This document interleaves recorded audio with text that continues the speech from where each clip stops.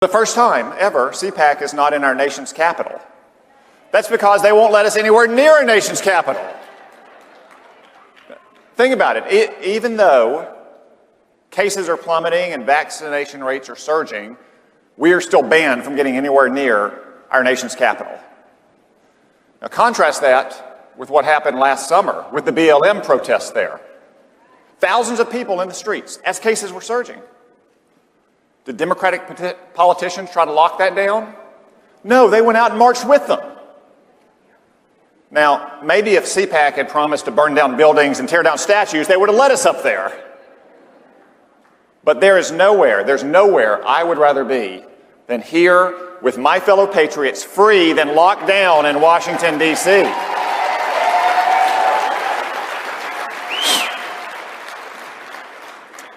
But just think about that contrast. That contrast strikes at the heart of our freedom. That your rights may depend on what you say, or what you believe, or the color of your skin. That's the opposite of freedom. And conservatives everywhere, and really just normal Americans who don't subscribe to every fad and fashion of the far left, see risk everywhere they turn. Big business may take your job away. Big tech may deplatform you. Your liberal college may kick you out of school. Your liberal governor may shut down your church. And why does the left do that? It's because they failed to heed the warning of Ronald Reagan in his farewell address. They lost what he called the unambivalent appreciation of America. Now, many on the left have concluded that America is a fundamentally flawed, irredeemable, wicked place. They have a lot of names for it, but whatever banner it flies under, it gets back to that anti-American idea. You can call it wokeness or political correctness, cancel culture. You can call it critical race theory, critical gender theory, critical whatever. Some people call it systemic racism. But here's their point. The key word is not racism. The key word is systemic. It doesn't matter so much what the system is guilty of, only that the system is guilty and it needs to be burned to the ground. So many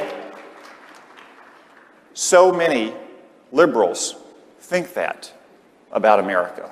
And how do they plan to do that? They plan to do it by rejecting our beautiful Declaration of Independence and the central promise of America, that we are all created equal in the eyes of God and we all have equal rights under the law. But too many of them no longer believe that. That's why there's no more urgent task today than the defense of America and a simple, unapologetic patriotism. We face many threats in this country, whether from China or Iran or Islamic terrorism, but there is no more pernicious threat to America than the rejection of our founding principles and our heritage and our tradition.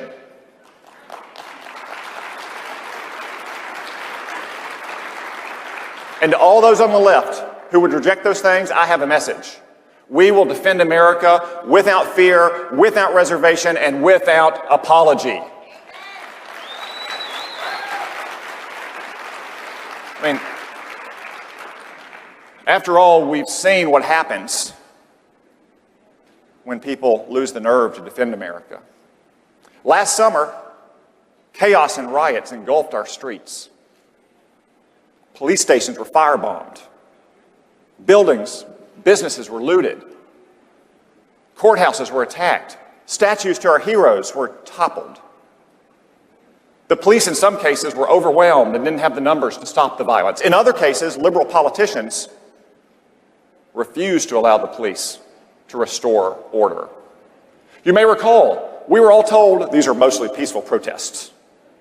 Peaceful protests, as entire city blocks were burned to the ground. Remember the guy on CNN standing in front of the blazing inferno? It's a mostly peaceful protest down here tonight, Wolf. But the violence continued, night after night.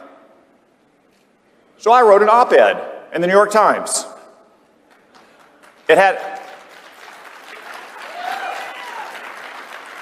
It It had a very simple message, very simple, very common sense message, grounded in American history and law, supported by a majority of Americans, arguing very simply, if the police cannot, or especially if they are not allowed to restore order, then it is time to send in the troops.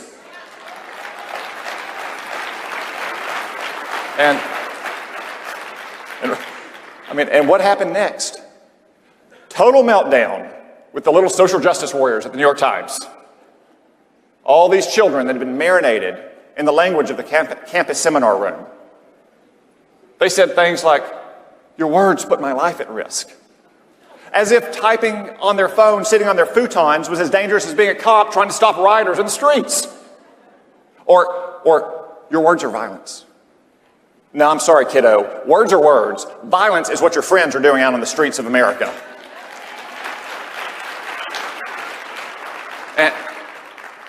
And of course, the New York Times editors, they caved and rolled over and they apologized. They said my work didn't meet their standards. That's one time I actually agree with the New York Times. My work did not meet their standards. It far exceeded their normally lousy standards.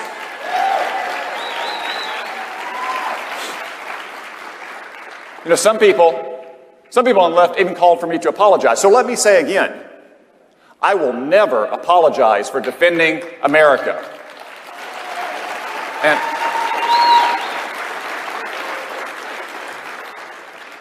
And you know, one of the first things I learned in the Army, really one of the first things anyone learns in the Army, is the 5 principles of patrolling, the most important of which is security. Because if you don't have security, you don't have anything. And security is what our brave police officers bring to our communities every single day across America. And that's why conservatives should never apologize for backing the blue.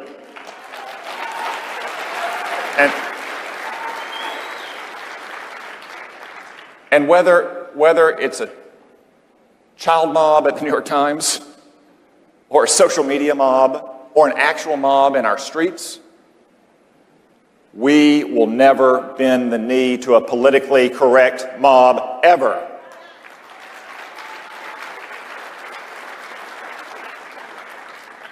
Now, the New York Times is a laughingstock, obviously, but this is no laughing matter. The Democrats expect us all to surrender, to capitulate. They want to control the terms of the debate. They even want to control our language. Have you seen that Joe Biden wants to ban the term illegal aliens? It's true. What does he want to replace it with? He wants to replace it with undocumented non-citizen. True, I'm not making it up. Why are they undocumented? Because they're illegal. It's simple, people. And that's just the tip of the iceberg of their open borders immigration agenda. They want to give amnesty to 15 to 20 million illegal aliens with no strings attached, with voting rights, presumably in time for what they hope will be Kamala Harris's re-election campaign. They have halted deportations for all illegal aliens. Murderers, rapists, terrorists, MS-13 gang members are not being deported. They stopped building a wall on our border, and they put up a wall around your United States Capitol. And right now, as we speak, they are literally tracking down illegal aliens in Mexico who Donald Trump turned away to invite them to come back. That's not catch and release, that's recruit and release. And of course, you can't fly into America without a negative coronavirus test, but you can cross our border without one. Now, I've got news for the Democrats again. Turns out this open borders agenda is not very popular. You can see that in the polls about Joe Biden's plans. 2020 was one of the best elections we've ever had, with Hispanic voters in particular and with immigrant voters in general. It reminds me of a story a friend of mine back home told me. He works with a first-generation immigrant named Manuel. Manuel told him, my wife and both my boys and I all voted for Donald Trump. And my friend said, oh, you didn't vote for Donald Trump? And Manuel said, no, we voted for Trump. And my friend said, why'd you vote for Trump? And Manuel pointed at the parking lot and he said, "Have you seen my new pickup truck?" And he said, "Did you know that both of my boys have full-time jobs now?" And he said,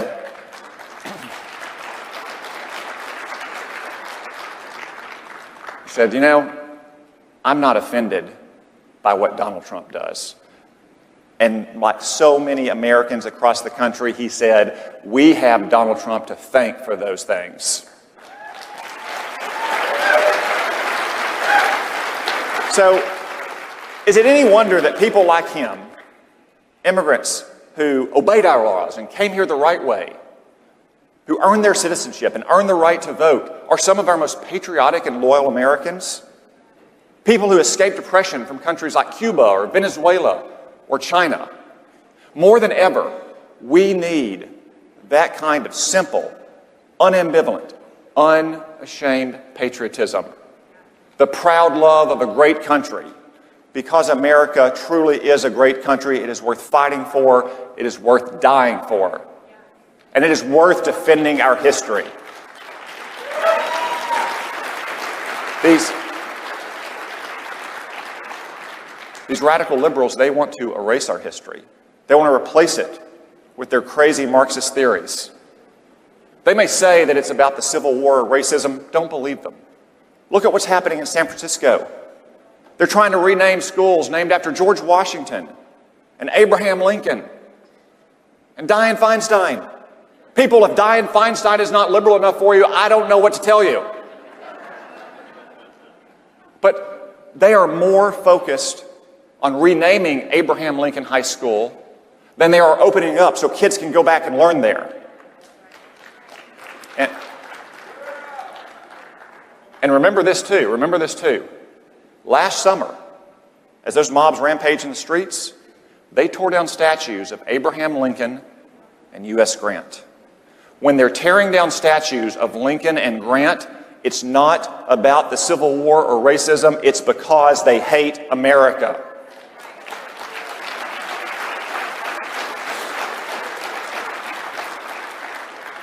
They want to erase and rewrite our history. These liberals read 1984 and thought it wasn't a cautionary tale, but a how-to manual. These are the same liberals that were burning our flag over and over again last summer in the streets. And what happened? The media celebrated them. Kamala Harris bailed them out of jail. Well, I think you all know what we should do with rioters in the street. We should lock up every last one of them.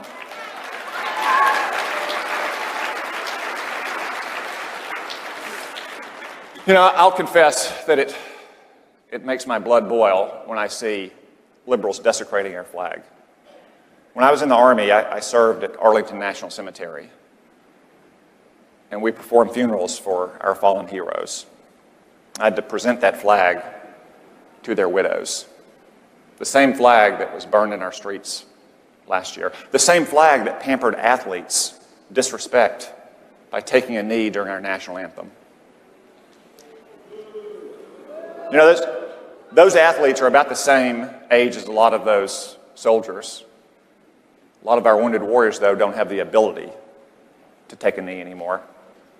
You would think it was the least those athletes could do to stand up for our flag when our national anthem plays. But if they won't stand up, then we will stand up for our flag. And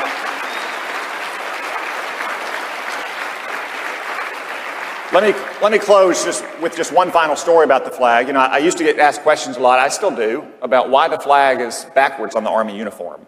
And it goes back to the day of cavalry charges. When our soldiers would charge into battle, the flag would fly in the wind. And if you were on the right side of the formation, and the flag is worn on the right shoulder, it would appear backwards.